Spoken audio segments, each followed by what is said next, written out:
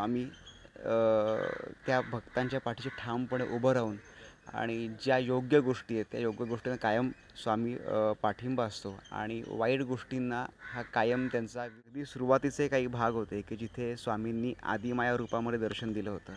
तर तो भाग असा आहे की तो मला कायम खूप जवळचा आहे आणि म्हणजे मालिका सुरू झाली तेव्हापासून मी खूप उत्सुक होतो की कधी आम्ही स्वामींचं ते रूप प्रेक्षकांचं. मागे एकदा सेटवर एक लहान मुलाने गिफ्ट आणून दिलं होतं. त्यांनी गिफ्ट म्हणून मला गोट्या आणून दिल्या होत्या. म्हणे तुम्ही मालिकेत कृष्णप्पाबरोबर गोट्या घेतात ना म्हणे, म्हणून या तुम्हाला गिफ्टवर म्हटलं ना की मला माझं लहानपण आठवतं खरं तर. म्हणजे माझं सगळं बालपण हे नाशिकमध्ये गेलं आणि मी लहानाचा मोठा हा आजी आजोबांकडे झालेलो. नमस्कार, मी ऐश्वर्या तुमचं सर्वांचं मराठी मनोरंजन विश्वात खूप खूप स्वागत करते. मित्रांनो, निशंक होई रे मना, निर्भय होई रे मना, प्रचंड स्वामीबळ पाठीशी नित्य आहे रे मना. तुमच्या लक्षात आलंच असेल की आपण कलर्स मराठीवरील श्री स्वामी समर्थ या मालिकेच्या सेटवर आलो आहोत आणि आपल्यासोबत आहे श्री स्वामींची भूमिका साकारणारे अक्षय दादा. कसे आहात? मी मस्त. तुम्ही कशा आहात? मी मस्त. तुमचं आमच्या मराठी मनोरंजन विश्वात मी खूप खूप स्वागत करते. Thank you very much. अक्षय दादा, तुम्ही एवढ्या वर्षापासून स्वामींची भूमिका साकारताय, काय वाटतंय? नाही, खूप छान वाटतं आणि मी म्हणजे कायम हेच सांगतो की स्वतःला मी फार नशीबवान समजतो की आज स्वामींची भूमिका साकारण्याची संधी मला मिळाली आहे. आणि खरंच बघता बघता 3.5 वर्ष पूर्ण झाली आज आणि 1200 भागांचा टप्पाही गाठला आहे. तर खूपच छान वाटतं आणि प्रेक्षकांनी अगदी पहिल्या दिवसापासून भरभरून प्रेम दिलं. मालिकेला असेल, वाहिनीला असेल, आम्हा कलाकारांवर असेल. तर खूप छान वाटतं. म्हणजे एखाद्या कलाकाराच्या करिअरची सुरुवात इतकी छान व्हावी, की इतक्या मोठ्या भूमिकेने व्हावी आणि ती प्रेक्षकांना इतकी पसंतीस पडावी, तर याहून मोठं अजून काय असेल. बरोबर आहे. मालिकेत नवीन नवीन ट्रॅक चालू असतात. खरं तर हे ट्रॅक नाही आहेत, स्वामी लीला आहेत आणि त्या तुमच्या मार्फत प्रेक्षकांपर्यंत पोहोचतात. तर काय वाटतं याबद्दल? नाही, खरं तुम्ही म्हणत असेल हे ट्रॅक नाही आहेत, ह्या लीला आहेत. आणि जसं की स्वामींची बखर आहे किंवा गुरुचरित्र आहे, तर ह्या सगळ्यांमधून ज्या लीला घडल्या आहेत तर त्या आम्ही गोष्टी रूपाने प्रेक्षकांसमोर घेऊन येतो आहे. तर खरं तर काय की प्रत्येक लीलेतून आम्हालाही खूप शिकायला मिळतं आणि आम्हालासुद्धा एक ती नवीन नवीन त्या लीला आम्हालाही कळतात. कारण बऱ्याचदा काय होतं, सगळ्यांचं वाचन होत नाही. म्हणजे प्रत्येकाची बखर वाचणं होईल असं नाहीच आहे. पण ह्याच जेव्हा लीला गोष्टींच्या रूपात आपण प्रेक्षकांसमोर मांडतो ना, सो त्यांनाही ते पाहायला खूप आवडतात. आणि जे रिस्पॉन्स आम्हाला प्रेक्षकांकडून येतात की खूप छान वाटते आणि मस्त वाटते. इव्हन आता गुरुचरित्र पण एक 3-3.5 महिने गुरुचरित्राचं पूर्ण एक म्हणजे वाचनच झालं आता गुरुचरित्राचं. आणि त्यातल्या सगळ्या लीला म्हणजे 52 अध्याय आहेत, तर ते प्रेक्षकांसमोर गोष्टी रूपाने आम्ही घेऊन आलो. तर ते सुद्धा प्रेक्षकांना खूप आवडले आणि खूप छान रिस्पॉन्स आहे लोकांचा पण. आणि आता 1 ऑगस्टपासून पुन्हा एकदा एका नवीन पर्वाला सुरुवात झाली आहे, एक नवीन गोष्टीला सुरुवात झाली आहे, नवीन लीला सुरुवात झाली आहे. तर खूप छान वाटतं, आता मस्त वाटतं आहे. तू आत्ताच म्हणालास की 1 ऑगस्टपासून नवीन सुरू झाली, तर जी सुखदेव सावकाराची गोष्ट आहे, म्हणजे स्वामी अधर्माविरुद्ध उभे ठाकणारे, तर नेमकी ही काय गोष्ट आहे? एक अशी व्यक्ती की जी गोरगरिबांवरती अत्याचार करते आहे आणि एक स्वतःच्या ताकदीचा किंवा साऱ्या पॉवरचा एक गैरवापर करणारी जी व्यक्ती आहे आणि त्या अन्यायाला वाचा ऑफकोर्स स्वामी त्या भक्तांच्या पाठीशी ठामपणे उभं राहून आणि ज्या योग्य गोष्टी आहेत त्या योग्य गोष्टींना कायम स्वामी पाठिंबा असतो आणि वाईट गोष्टींना हा कायम त्यांचा विरोध असतो. त्यामुळे आता हळूहळू आम्ही ह्याच्यात सुरू झालो आहे की आत्ता नुकतंच तुम्ही या आठवड्यामध्ये पाहिलं असेल की सावकार कसा लोकांवरती अत्याचार करून त्यांच्या जमिनी हडप करणं असेल किंवा त्यांना वेड्यात काढणं असेल, या गोष्टी करतो आहे. आणि मग स्वामींना त्या गोष्टीचा फार संताप होतो, वाईट वाटतं की आमच्या भक्तांच्या म्हणजे आम्ही असताना त्याची हिंमत होतेच कशी काय की असा विचार करण्याची, गैरकृत्य करण्याची. त्यांचं खूप छान वाक्य आहे की तुम्ही कर्म चांगली कराल तुम्हाला फळ चांगलंच मिळेल आणि कर्म वाईट कराल तर त्याचं फळ वाईटच मिळणार आहे. त्यामुळे जी चांगली कर्म जी भक्तांकडून घडत आहे, सो भक्तांना त्याचं फळ उत्तमच मिळणार. स्वामी पाठीशी आहेतच.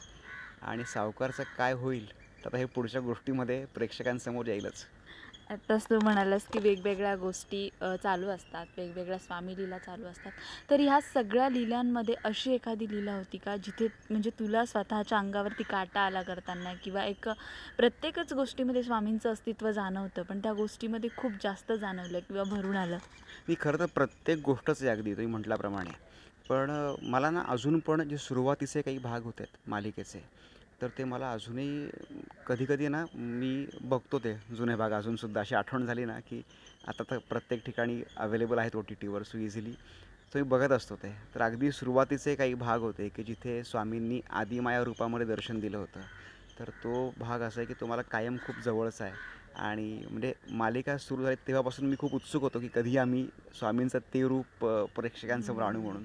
तर एक आदिमाया रूपातले स्वामी मला कायमच खूप खूप जवळचा ते रूप आहे स्वामींचं. त्यानंतर प्रत्येक टप्प्यावरती एक वेगवेगळे इमोशन्स आहेत परत. म्हणजे स्वामी अक्कलकोटमध्ये आले, चोळप्पांच्या घरी गेले. बरं, चोळप्पांच्या घरात गेल्यावर त्या राधाक्कांनी त्यांना इझिली ॲक्सेप्ट नाही केलं. बरं, त्यांचे जे काय तिकडे थोडेफार खटके उडाले. मग स्वामींना ऑफकोर्स सगळं माहिती आहे आता पुढे काय घडणार आहे काय नाही. पण राधाक्कांना कुठे माहिती होतं की असं असं काही आहे. मग ते झालं. मग त्यांच्या घरातला वावर झाला. मग एका काळानंतर ते घर सोडून मठात गेले. मग मठातल्या लीला झाल्या सगळ्या. आणि मग त्यानंतर करत करत करत इतकी वर्ष झाली. मग चंदा असेल, त्यांची अगदी जवळची भक्त होती. आणि मग ऑफकोर्स दाजीबा सरकार. मग जसं मी मगाशी म्हटलं की कर्म वाईट असतील तर फळ वाईटच मिळतं. आणि दाजीबाच्या बाबतीत पण तेच घडलं.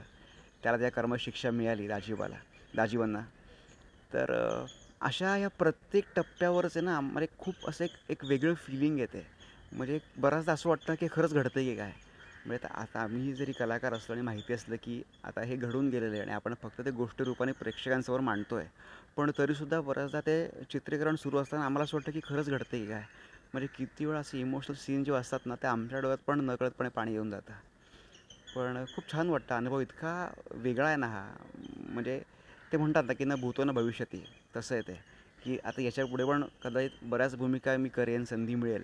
पण कायम ही भूमिका माझ्याकरता फार खूप खूप स्पेशल असणार आहे. कारण इतकं मी काही शिकलो आहे आत्तापर्यंत, शिकतो आहे रादर. आणि मुख्य म्हणजे स्वामींबद्दल खूप वेगवेगळ्या गोष्टी जाणून घेतो आहे. तो खूप छान वाटतं. म्हणजे मी हा प्रवास खूप एन्जॉय करतो ॲक्च्युली. आत्ताच तू म्हणालास की पण प्रेक्षक तुला स्वामीच समजतात, ते स्वामी म्हणूनच तुझ्याकडे बघतात. तर अशी एखादी प्रतिक्रिया किंवा प्रेक्षकांचं कसं प्रेम मिळालंय? नाही, बरंच आहे. मी तेच म्हणलं की काय असं रस्त्यावर म्हणजे कधी घरातून बाहेर पडलो आणि वॉकला म्हणा किंवा काय बाहेर पडलो, तर सगळ्यात पहिले लहान मुलंच आवाज देतात ॲक्च्युली. म्हणजे पालक आणि लहान मुलं असतील तर पहिले ते म्हणतात की स्वामी आजोबा म्हणून. तर मी कायम म्हणजे प्रेक्षकांना मी हेच सांगतो की मी फक्त स्वामींची भूमिका करतो आहे आणि ती भूमिका साकारण्याचा फक्त प्रयत्न करतो आहे. स्वामी स्वामीच आहेत. त्यामुळे म्हणजे नमस्कार हा स्वामींनाच करा आणि आम्हा कलाकारांना भरभरून प्रेम करा फक्त, एवढंच म्हणतो. पण खूप अनुभव येतात. खूप खूप म्हणजे असं एकही दिवस जात नाही की ज्या दिवशी कोणी भेटलं नाही आणि कोणी कामाबद्दल असेल किंवा मालिकेबद्दल असेल बोललं नाही, असं एकही दिवस जात नाही. आणि खूप वेगवेगळे अनुभव आहेत. आणि खूप छान या गोष्टीचं वाटतं ना की मोठ्यांपेक्षा लहान मुलं जास्त अजून एक आपुलकीने आणि हक्काने हाक मारतात, जवळ येतात. मग ते शिवशंकर शंभो असेल ते पूर्ण मंत्र म्हणून दाखवतील किंवा गप्पा मारतात ते बऱ्याचदा. मला मागे एकदा सेटवर एक लहान मुलाने गिफ्ट आणून दिलं होतं. त्यांनी गिफ्ट म्हणून मला गोट्या आणून दिल्या होत्या. म्हणे तुम्ही मालिकेत कृष्णप्पाबरोबर गोट्या खेळतात ना म्हणे, म्हणून या तुम्हाला गिफ्ट म्हणून गोट्या. तर इतकं छान मजेशीर सगळ्या गोष्टी घडतात त्या, मस्त वाटतं. केवढं सुंदर आहे की तुला स्वामित्व अनुभवायला मिळतं आहे. म्हणजे एकतर आपल्यासाठी स्वामी म्हणजे एक हे आहे आणि तुला ते सगळं अनुभवायला मिळतं आहे. पण आता लवकर श्रावण सुरू होतं आहे. तर श्रावणामध्ये किंवा श्रावणी सोमवारमध्ये तुला असं काय आवडतं की श्रावण भावतो म्हणायला? नाही, खरं तर श्रावणी सोमवार म्हटलं ना की मला माझं लहानपण आठवतं खरं तर. म्हणजे माझं सगळं बालपण हे नाशिकमध्ये गेलं आणि मी लहानाचा मोठा हा आजी आजोबांकडे झालेलो आहे. त्यामुळे नाशिकला कपालेश्वर मंदिर आहे आणि आमचं घर म्हणजे अगदीच गंगेच्या अगदीच लागून असं होतं. त्यामुळे श्रावणात मला सगळ्या त्या आठवण येतात की दर सोमवारी सोळं नेसून आणि दूध घेऊन मग मी कपालेश्वर जायचो, गाभाऱ्यात आत जायचो, अभिषेक करायचो आणि मस्त वाटायचं छान. मग घरी मग ऑफकोर्स उपास खिचडी वगैरे आवडीचीच. आणि तेव्हा असं होतं ना की म्हणजे मी जिथे राहायचो तिकडे आज प्रदोष आहे, आज चतुर्थी आहे की आज काय आहे हे प्रत्येक कळायचं आम्हाला. तेव्हा असं ते वातावरण सगळं होतं. आता इथे तर ऑफकोर्स काहीच कळत नाही. म्हणजे कॅलेंडर पाहिल्याशिवाय तुम्हाला दिवस कळतच नाही काय खरं तर. त्यामुळे हे जेव्हा जेव्हा या सगळ्या गोष्टी येतात ना तर मला सगळं ते बालपण आठवायला लागतं सगळं ते. मस्त वाटतं. खूप छान दादा. तुला पुढील वाटचालीसाठी आमच्याकडनं खूप खूप खूप शुभेच्छा. Thank you so much. Thank you.